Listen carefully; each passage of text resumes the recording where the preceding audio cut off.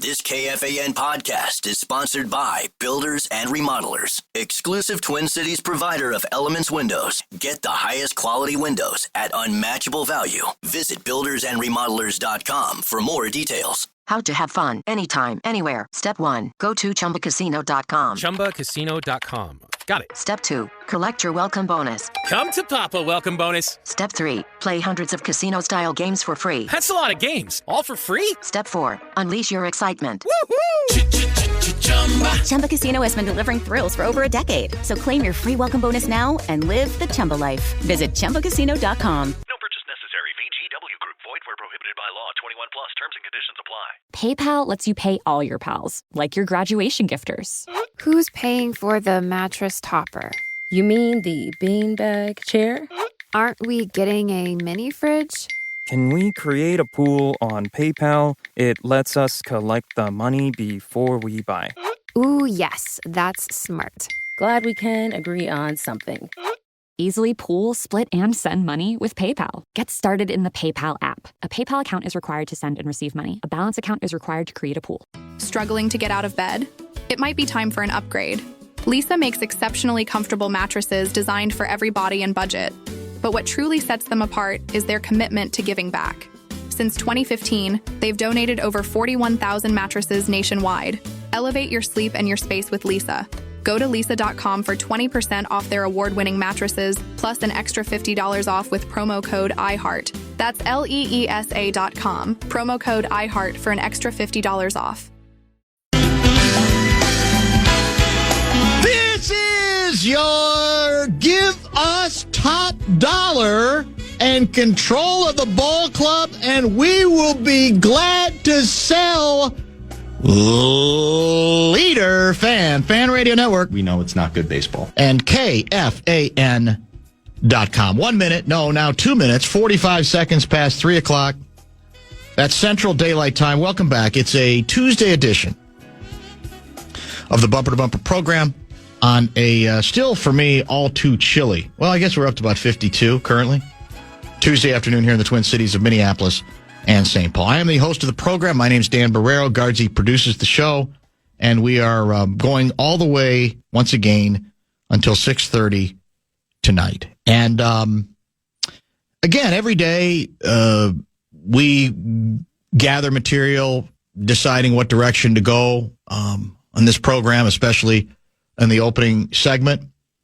And over a period of decades, you come to learn that you never know what might be coming your way, what kind of material would be headed your direction that you might classify as a gift, where you say, well, it's too easy. There's got to be a catch. That can't be true because it's like taking, as the cliche goes, it's an ancient cliche, candy from a baby, to talk about it, pursue it, and in this case, to laugh about it to keep from crying about it. I'm looking at the headline right now, The Athletic, athletic.com.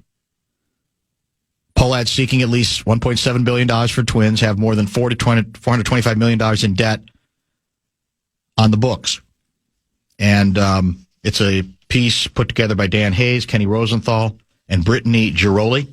A very good investigative piece trying to lay out the current... Some big knockers. Yes, condition of the Minnesota Twins from a financial standpoint, where a sale might be coming or where it might not end up being part of the conversation at all.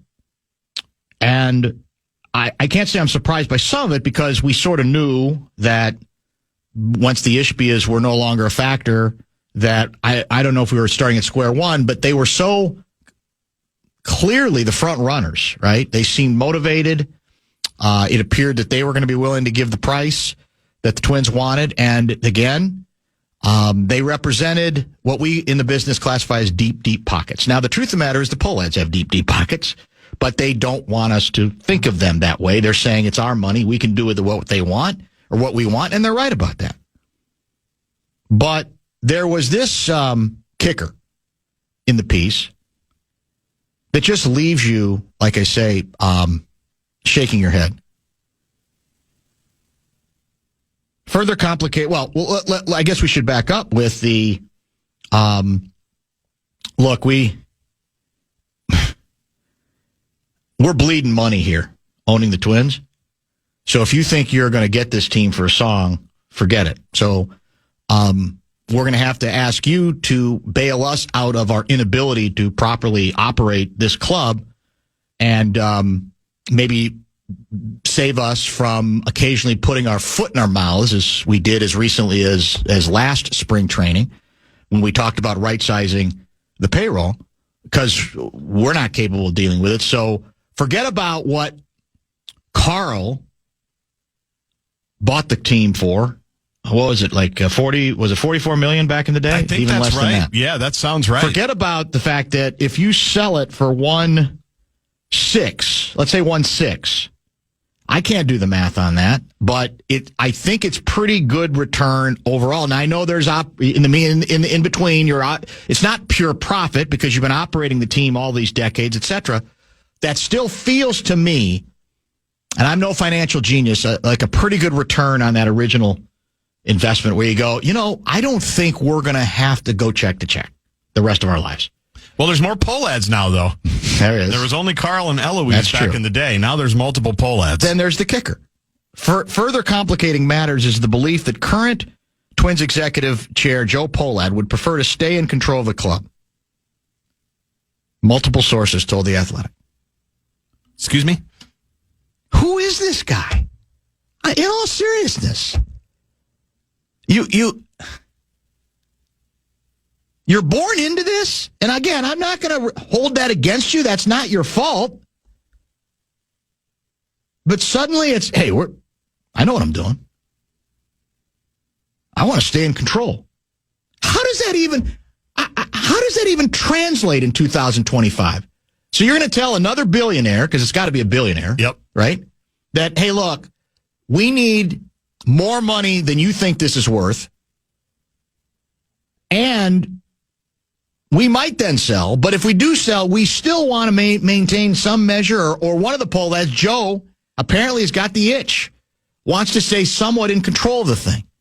Who does that? Who even thinks about doing that? What is going on over there? You just shake your head, like I said, and say the right-sized payroll was bad enough. This is a lot. If these reports are accurate and this is sourced, again, it looks like pretty good reporting. I don't know if the poll ads have weighed in on it at all. I doubt that they will. They may not even want to acknowledge it, but it's like, what? Where does this happen? I mean, I don't even think Glenn Taylor would have the audacity at the beginning of this process to do that. Now, he's got buyer's remorse since. Definitely. But I just, doesn't it read like it is a satire of some sort? Like we're being punked? That the low, we're rejecting the 1.5. We're saying not going to work. We have too much debt for that. We have too much debt for that. So we want it all, apparently. We want more money, but we still want to, I guess, maintain the idea of perhaps one of the poll ads being in charge. Because, I mean, if you're going to stay, you're not going to, I don't think, have a corner desk and just be in charge of concessions or something. Right, or an assistant. What are they smoking over there? Can I dumb it down a little bit? Yeah. The way I read it is, I want you, Dan, to buy my car for more than you think it's worth. So I'm going to sell it to you for more than you think it's worth or what you want to pay. So when you do that, I would still like to drive it. I'm still going to drive it whenever I want. I'd like to, when I needed to drive it, I want to be able to drive it. Is that a fair enough analogy or way to compare it to regular everyday life? It's unbelievable. Well, I don't think Joe wants to sell. Well, I think it's other family members that want to sell. That's probably part of the issue, I guess. So, Joe, does that mean the moral of the story is Joe is going to make sure, he's going to ensure with some of these demands, nobody's going to meet those demands. So in the end, I'm going to end up staying in charge, given what a good steward I have been already over the franchise. I've already proven myself that I deserve my own statue. Because Carl's got one, right? Carl and Eloise, I think they both do. Are they together is it two statues or is it one? Well, with each of them together? Splitting hairs. I mean, okay. I think it's not like they're separate statues away from each other. They're next to each other. I don't know if it's one, thing of marble. How does, with this team, there's no other team in the world in which ownership over the years tends to be his biggest subject. They always end up, for the wrong reasons, insinuating themselves into the popular sports psyche for all of the wrong reasons. It's head shaking, is what it is. And we kind of predicted it, I think, because I was even when the Ishbia story broke, I'm going, well, that sounds good, but do they really want to sell? Or are they just trying to take the pressure off a little bit because they're under siege right now? Because one thing is you can make the big pronouncement to take the pressure off, but that doesn't mean you're actually going to do it because you can give yourself all the outs they're apparently already giving themselves. Nope, not enough money. Nope, not going to work. Price isn't good enough. And, and you want to be in charge? One or two of the poll ads want to be in charge, want to stay in charge. Wait, you want to run the team after you buy it? It's bizarre to me.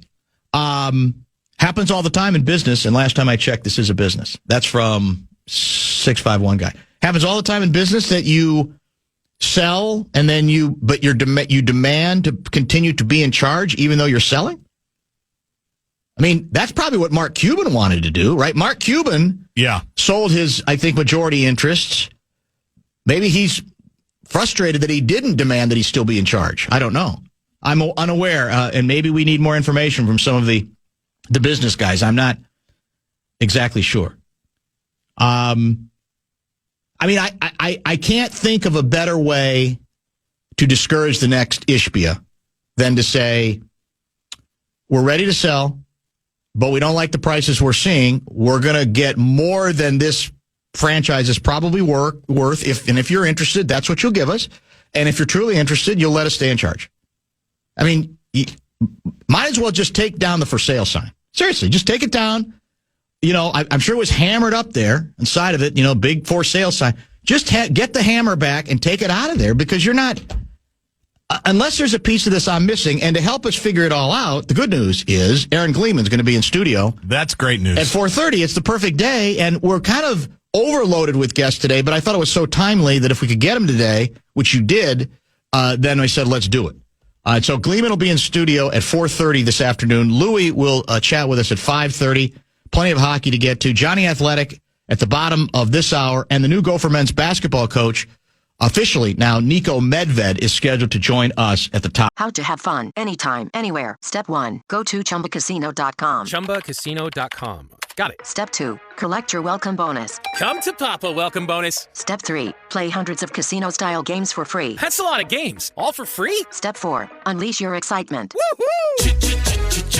Chumba Casino has been delivering thrills for over a decade. So claim your free welcome bonus now and live the Chumba life. Visit ChumbaCasino.com. No purchase necessary. VGW Group. Void where prohibited by law. 21 plus. Terms and conditions apply. PayPal lets you pay all your pals, like your graduation gifters. Who's paying for the mattress topper? You mean the beanbag chair? Aren't we getting a mini fridge? Can we create a pool on PayPal? It lets us collect the money before we buy. Ooh, yes, that's smart. Glad we can agree on something. Easily pool, split, and send money with PayPal. Get started in the PayPal app. A PayPal account is required to send and receive money. A balance account is required to create a pool. Struggling to get out of bed? It might be time for an upgrade. Lisa makes exceptionally comfortable mattresses designed for every body and budget. But what truly sets them apart is their commitment to giving back. Since 2015, they've donated over 41,000 mattresses nationwide. Elevate your sleep in your space with Lisa.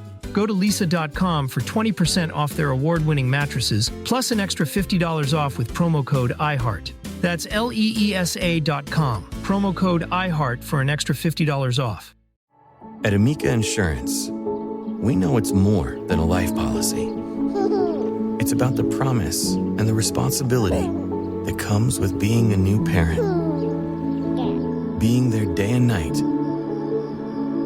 and building a plan for tomorrow, today. For the ones you'll always look out for, trust Amica Life Insurance. Amica, empathy is our best policy. Top of the 4 o'clock. Jonny Athletic at the bottom of this hour.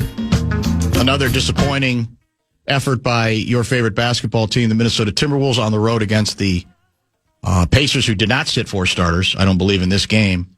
And did I didn't read this, but Colin mentioned it to me on the way out. Did we get another quote from another player basically saying we didn't try hard enough? Dante said it. Yeah. Said something along the lines of, we play like we've got things secured and we don't.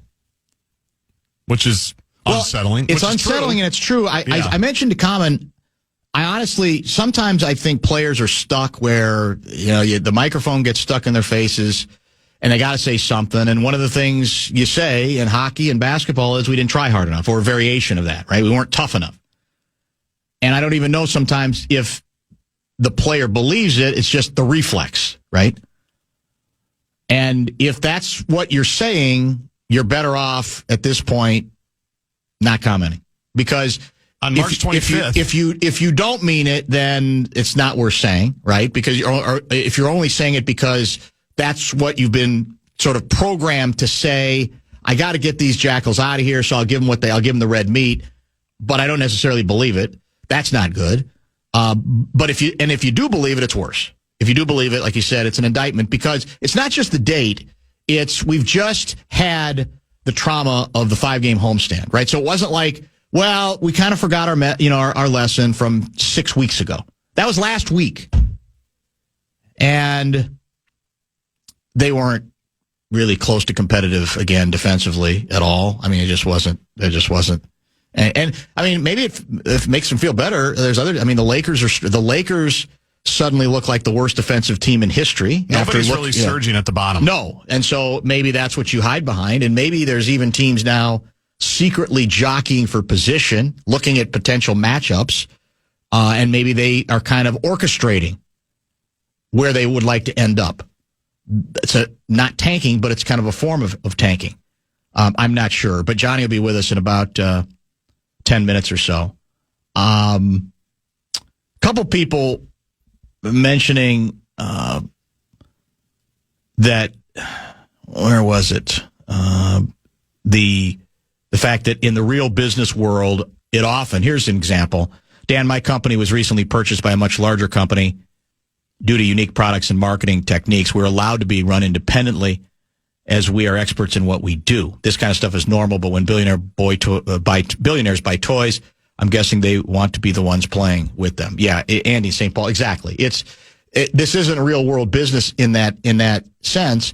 And I guess I would say I would need a lot of evidence to suggest that any poll ad, but this particular poll ad could say with a straight face, I'm an expert in what I do. I just don't, I don't think he's shown the ability to master whatever this specialty is yet. And so I don't think the real business practices in which this is not all that unusual. It's hard to compare. It's a complete, I just think it's apples and donuts. I don't even think it's apples and oranges, to tell you the truth. And it's not even about whether the billionaires, they want their toys, they want to do it their way. I would argue they have every right to do it their way. If you say, well, we're going to write this kind of a check, we may even have some people in mind that we think could be helpful. Now, can people carry over? Yeah, I'm sure. Right. That and I'm sure that does happen even in sports, but it's not exactly, I guess maybe I'll be told to the contrary. I just don't remember very many examples of a team being bought and the new owners saying, hey, management structure, or at least when I talk about, like, I guess technically Joe, I don't know what title Joe Polat has. He's like chairman of the board, whatever it is, that we're going to keep you in as we think you're so valuable that we're going to keep you in, not just in a transition period, right? But we're going to keep you forever. Maybe it happens all the time, and I'm unaware of it, but I don't. Not in sports. And I will also add, whether it's even fair to Joe Polat or not, anybody with half a brain coming into this market and learning it would say, if they're going to come in and pay the big check for a new franchise, for taking control of the team, is saying, no, we got to clean sweep this. That doesn't mean, by the way, you have to change the general manager. It doesn't mean you have to change the manager, but it means that in terms of that, whatever those fancy titles are, the last thing we need to do is get to town, write the check, and raise our hand and say, but we think we've read the market, we've read the fans, we think the greatest statement we could make in this transition period is keeping Joe Pohlad in a position of authority. We did a Twitter search, and everything came up roses. It's just mind-blowing. You might as well, at that point, then you might as well sell at that point, because you're not even, whether he is the best at his job or not, you're not going to win that battle from a public relations standpoint. The advantage you have early during the honeymoon period is that your name's not Pohlad. Now, that doesn't mean you're going to be great. We get that. Right. The Ishbias in Phoenix are a mess. But nevertheless, that's the advantage you want to hold on to, at least until you squander it. One of the great business minds that I know texted, it's normal to stay on as the boss, but it's done for different reasons. Overpaying for super successful business, done as an investment, don't want it to go backwards because it already runs so well, like paying for a transitional period, which does make sense. However, we don't think it's run necessarily well, and right. this is sports where I don't know if there's precedence for it. So in the business world, which no surprise that you and I aren't exactly locked in on how big companies work. Certainly I'm not. It sounds like this happens more than we would think, but I don't ever remember it in sports ownership where that was the case. This is from Living the Dream Guy in Blaine. The last guy that you quoted from text, Andy, is looking at this the wrong way. Plenty of larger corporations buy up smaller ones, but allow the leadership of the business to stay in place. This, in this case, is the large corporation selling itself.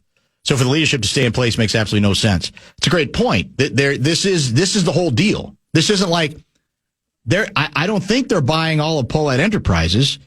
A new owner would be buying the Twins. Correct. That is the enterprise. There's not an enterprise within the enterprise there where you say, well, it's such a specialty and they're so good about figuring things. If they were so good about figuring out, how do they have all these losses that they're now asking you to take care of for them by giving a greater payment, adding what? Go from like 1.5 billion to 1.7 or 1.8 billion, right? They're allegedly, according to these stories, looking for at least $1.7 billion, which is slightly less than the Celtics, who went for $6.1 billion. You wonder why Glenn Taylor may have had seller's remorse. I know we're not quite the Celtics. Yes. But let's say we're half the Celtics, or 45% the Celtics. That's a lot more than what he got. An awful lot more. We did talk about that last week, that I don't even know what a proper price would be for the Wolves now. And we're going to ask Johnny about this because we got to get caught up on it. Has Glenn sent out his decree yet that we're not going to try to appeal the arbitration ruling? Isn't that what we're still allegedly waiting for? Or did he do that and I miss it? I don't know, but does he even need to do it? Well, I don't think he does, but Johnny, last time he was on with us, said that's what even the league is waiting for. Oh, that's interesting. So we're going to get back to that today to see if there's an update there. Didn't we see Forbes just value the Wolves at $3 billion? I thought that. Oh, is that right? I thought we talked about it. It was definitely more than what A-Rod and Lori paid for it. So even if it was $2 million, we're still talking about $500,000 that they theoretically left on the table. So I don't know. Bradshaw and Brian KFAN text line is open. The number is 646-86 if you'd like to get into this conversation. Clayton from Rochester, the new Twins owner, could take the Glenn Taylor approach, stay on as a mentor like he did for A-Rod. Worked well. And that seemed to work out pretty well. Might be time to bring in Coom Dog to talk Cubs baseball. Didn't they lose both games in Japan? Didn't they win in Japan? That's another bad idea. I am firmly with the ball guys who say the purists. The starting the season, and I'm sure there's a million marketing reasons they think they're doing it, opening up new markets, etc. But does 80% of the population even know that the Major League Baseball season already began? No, and it's like the time difference is 15 hours, whatever it is. Right. I just think it's an awful idea. Don't you? I don't know. Start the season here. Yeah. And then if you want to do that kind of stuff, do it. But I don't think you have to, like I said, it doesn't even feel that once upon a time, opening day in Major League Baseball felt like something. Yeah, those days are gone. Those days are gone, but I don't think that's just because baseball's not as popular. I think it's because it's, like you said, we're doing it in Japan, we're doing it here, for marketing reasons. I think the best marketing thing for across baseball is have an opening day here where people can go, oh, that's the date. And what time's that game on? Let's see. It's on at 3 a.m. for me. I'm probably not going to watch it.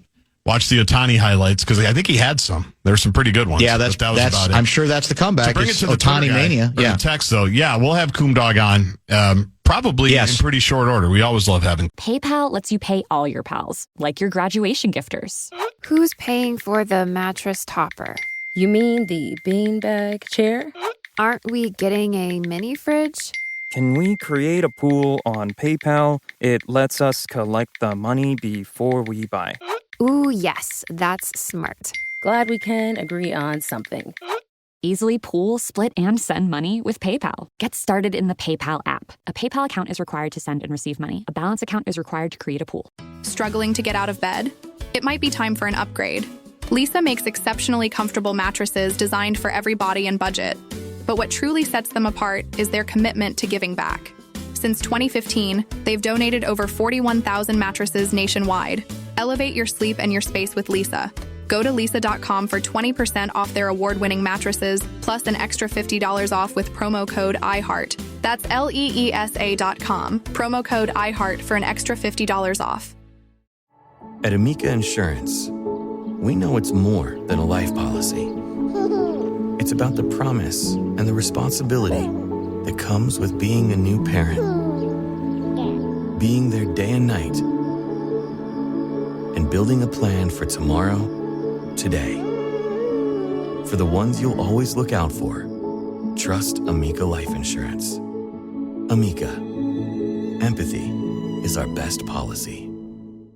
You guys know I'm always up for a good MVP story, and one of the best is the story of Wasabi Technologies. Wasabi is purpose-built to free businesses from skyrocketing storage costs and unpredictable egress fees from old and top-heavy legacy providers. You know, the big guys. Wasabi is the world's hottest cloud storage company, becoming the go-to provider for professional and collegiate sports teams and leagues around the world, and here's why. From Wasabi's AI-enabled intelligent media storage, Wasabi Air, to the industry's only cloud storage service with triple protection against cyber criminals, data deletion, and ransomware, Wasabi's taken the lead in driving innovation in data storage, eliminating overhead where it matters to deliver you results you can count on and won't break the bank. In fact, Wasabi is up to 80% less than those other guys and doesn't charge a cent for businesses to access their own data.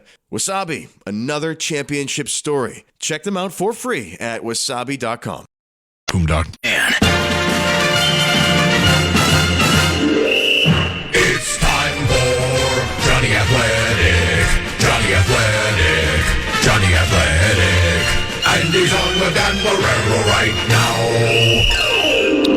It is indeed time for Jonny Athletic. As we mentioned, he is, as always, brought to us by RBC Wealth Management. The new Gopher men's basketball coach, Niko Medved, is scheduled to join us at about 4:02 today. Aaron Gleeman will be in studio at 4:30 and Luigi at 5:30. John joins us via the Connecticut Water Systems hotline. What was the headline, one could say, out of the Wolves' most recent setback in Indianapolis, Indiana? Yeah, I mean, I do think it's got to be that, Anthony Edwards had a slice on his thumb, an injury that happened. So he goes in the game, he tries to play through it. Good. Congratulations. That's an admirable thing for him to try to play through some pain in an important game and go. But the 1 for 11 from three, I just don't think that was the right approach for Anthony Edwards. And Dante DiVincenzo couldn't hit. Nickeil Alexander-Walker was terrible. Julius Randle and Jaden McDaniels, you didn't even know they were on the floor. Like, all of these things were happening. So, but the headline to me is that Ant has got to be a little bit smarter in those situations. Try a few early. If it's not working, go to the basket. He was 6 for 8 from 2-point range, and he was 1 for 11 from three. And I think that was just a sign of a team that did not play intelligent basketball all night long. You had a lengthy piece I quoted from extensively on Sunday with some analytics regarding Edwards' scoring and some of his numbers, including his numbers, as we call them, at the rim, and that basically his number, at least then, was the lowest since his rookie season and quite a distance worse than many of the top scorers and finishers in the league, including Jason Tatum, Shai Gilgeous-Alexander, and Luka. We got into discussion Sunday that we thought you maybe could be the arbiter of. Could this be as simple as the fact that, unlike Michael Jordan, Anthony Edwards has small hands, or have we ever measured Anthony Edwards' hands? That's a great question. We have not measured Anthony Edwards' hands. Maybe it's, we're getting into that time. Maybe Marty Wexler has to get out there and conduct some of his examinations of Edwards and really get to the bottom of this, because it is kind of maddening. I will say, in watching him and the way that he finishes and what he does, generally speaking, I don't think it's, because he's fumbling the ball a lot. I don't think it's because, it's popping out of his hand. He doesn't have a good grip on it. But who am I to say? Because I don't have that measurement right at my fingertips. And maybe it is time to get Marty over to 600 First Avenue and get to the bottom of this. Well, I'm half serious, obviously half kidding, because if you go back and watch tapes of Jordan, one of the great finishers of all time, a lot of it was balance, but a lot of it, I think he had pretty big hands. And, of course, it's a huge subject that comes up when we talk about the quarterback position. We used to be all bothered by, I think Dante allegedly had small hands as well, because I have felt for years that, as spectacular as he is driving to the basket, that he's not a great finisher.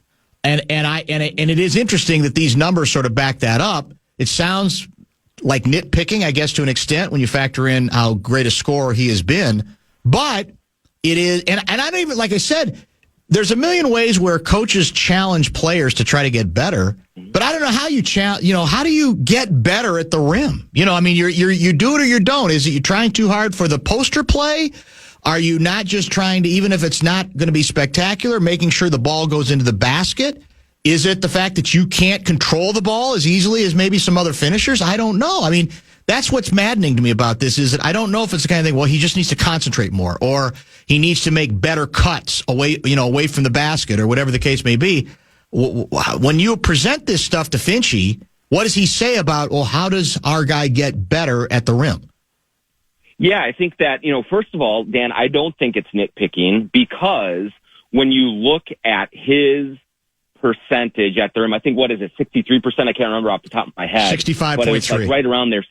Right around there for at the rim. And when you look at, just for the listeners who haven't read it yet, I can't believe you don't read The Athletic every day, but you're talking 63, 64% for Anthony Edwards at the rim. Jason Tatum, 78%. Yep. That's an enormous gap. It is, yeah. And so, as good as Edwards is, and as great of a scorer as he has become, that is a huge gap to have. And if you think, even if he gets up to 70%, what a difference that would make. And you think also, Dan, about how many close games they lose.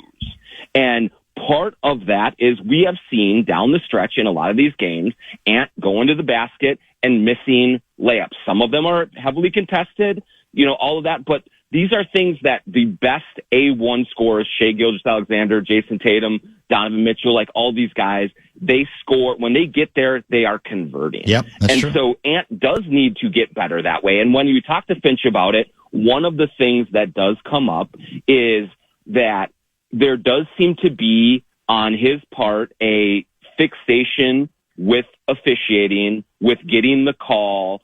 And it's almost like, as he gets to the rim, he invites that contact, and then he's already arguing for the foul before the play is even over. And I do think that's a problem. Now, I have said before, I think that he gets a tough whistle at the rim. I think that there are other players who play with less physicality, who draw less contact, who get more calls than Anthony Edwards does.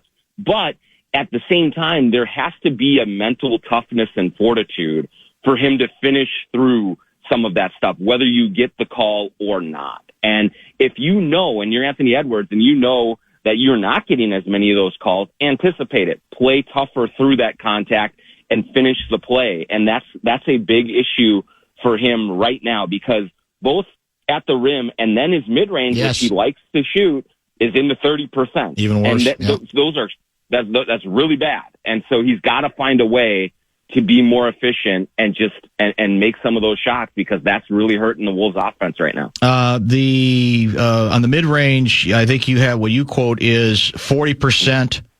Excuse me. That's his three-point shooting. 61% in the restricted area on shots outside of the restricted area, which would be considered mid-range, right? That's 40. Yeah. He's at 40.1%, 39th out of 41 players with at least 200 attempts. He's hitting just 36.2% of his mid-range shots, last among 52 players with at least 100 shots. So there's a lot of variables there, but all of it speaks to, I think, pretty much the same thing. Let me ask you, I'm looking at the standings, I think updated.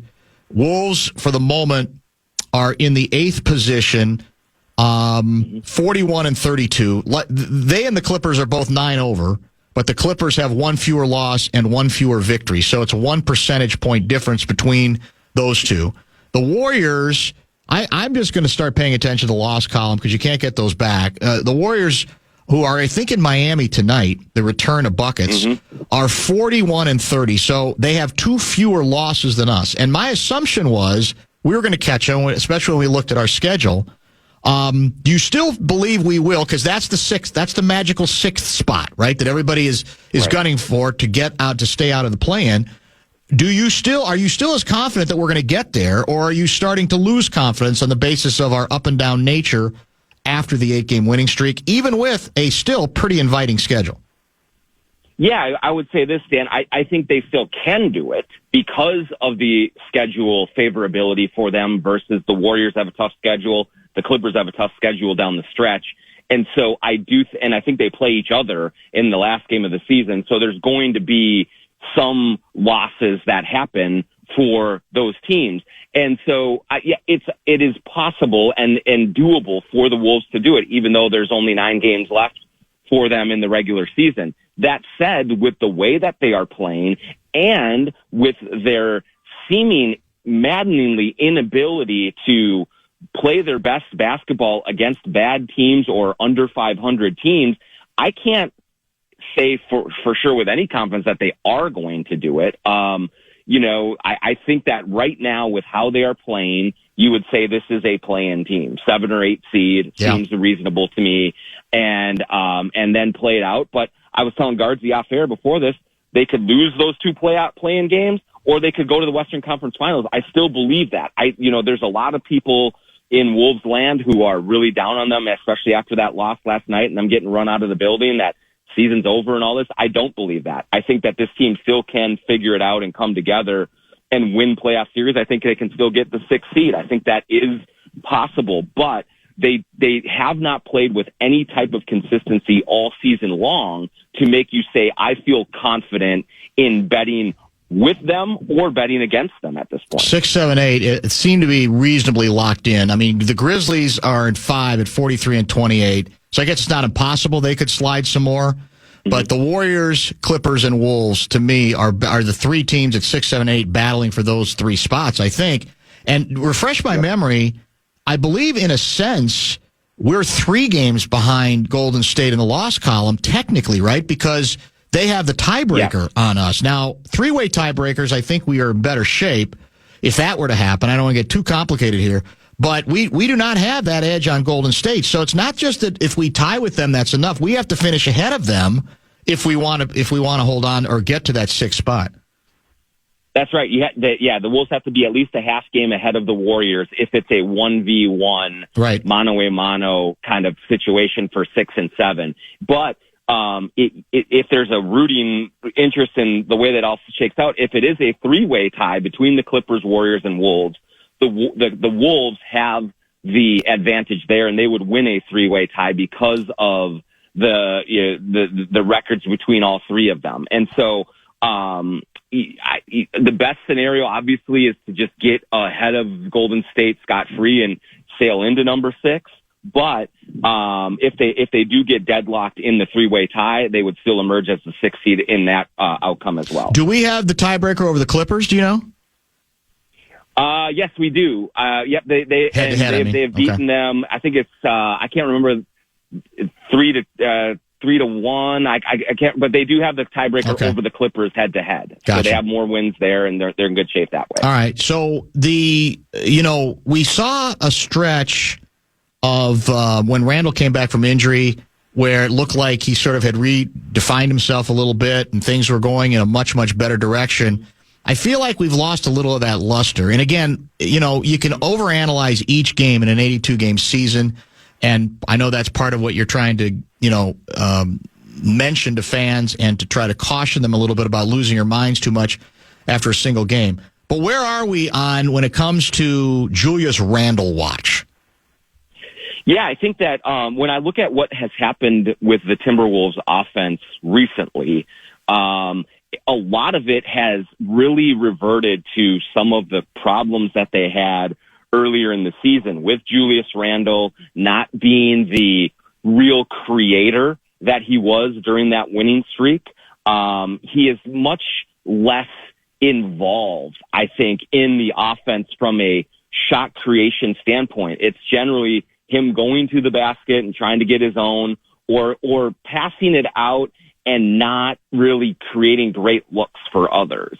The other issue that has surfaced is that Jaden McDaniels, who was so involved and so impactful in cutting and rebounding and getting to the basket and getting that little mid-range shot, he's completely disappeared the last few games as well. And what made them feel really optimistic about how this was coming together is you had Jaden McDaniels and Julius Randle both being very active in the offense and making the ball move a lot more. And right now they're just too easy to guard. And I think that Randle it has reverted a little bit. But the other part that has to be brought up on, the Julius Randle evaluation is the Wolves' three-point shooting has completely plummeted across the board. And so much of the good offense that Julius Randle was creating during the good days was drive, kick, wide open three, DiVincenzo hits it, Anthony Edwards hits it, Naz Reid hits it, Conley hits it. And so the fact that the Wolves have gone so cold as a group across the board from a three-point shooting perspective, I think that has taken some of the gas out of the Julius Randle tank and has them really kind of struggling, because when you're not hitting threes and Ant is not scoring at the basket, man, it's really hard to generate offense anyway else. I'm shaking my head because it does seem maddening the degree to which this team has difficulty sustaining anything. It's like you're not going to win. They had an 8-game winning streak. You're not going to win every game the rest of the season. I get that. Right. But you finally seem to settle on, okay, here are the things clearly that help us win that we can effectively do individually and collectively, and then it doesn't last. How does one explain that? How does Finchy explain it? How do you explain it? So I think that this was one of the more telling Chris Finch quotes of the entire season. Right before they went and they played and they beat the Pelicans the second time. So they had lost to Indiana, super shorthanded at home. Then they lost to New Orleans at home. And really had kind of derailed their good tidings. We were talking to Chris Finch, and one thing he said was that this team in general is a, quote, moody team. And he went on to say that a lot of times when things are going poorly, this team has a harder time pulling itself out of the rut. And I think that one thing that I've noticed, Dan, from the start is that, last year, this team had very few contractual issues on their roster. Everyone was taken care of for multiple years, besides Mike Conley, who got it halfway through the year, and Mike Conley's a pro, and Kyle Anderson is the other one, and he ended up leaving. So everyone else was just completely happy and comfortable with their positions on the team and what they're making, all of these things. This year, there's a lot more uncertainty. Julius Randle, Jaden McDaniels, Naz Reid, not Jaden McDaniels, Julius Randle, Naz Reid, Nickeil Alexander-Walker. Like a bunch of these guys are either having their contracts kind of like lingering out there for the summer, or like a Dante DiVincenzo trying to find more of his own role after being a starter with the Knicks. And there's just a lot more individuality that seems to be seeping into this team.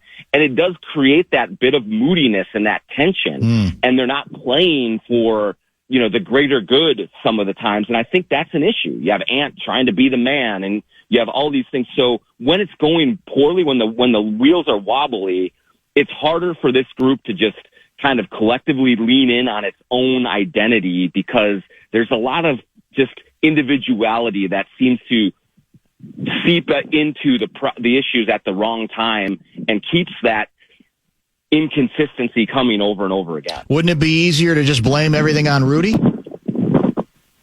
On who? Rudy.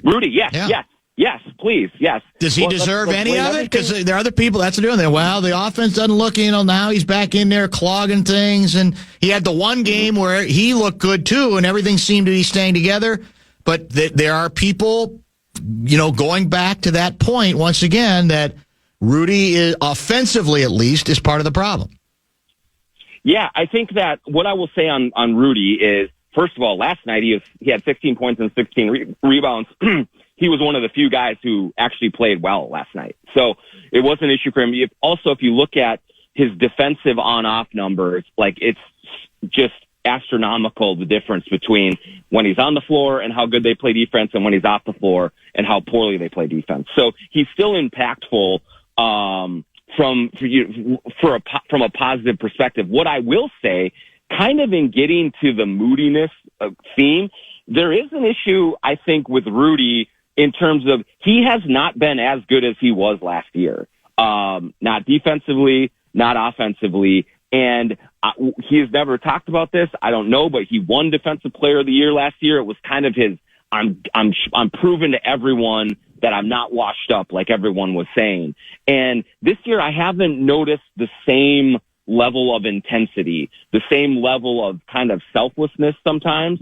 And so I think that he has not been what they need as well. And so, he certainly belongs on, the pie chart of blame a little bit here. But I do think that, the people who say, it's Rudy can't catch and Finchie can't coach, I think those two things are the things that I'm least worried about, I would say, on this team right now. Jimmy Butler returns to Miami tonight.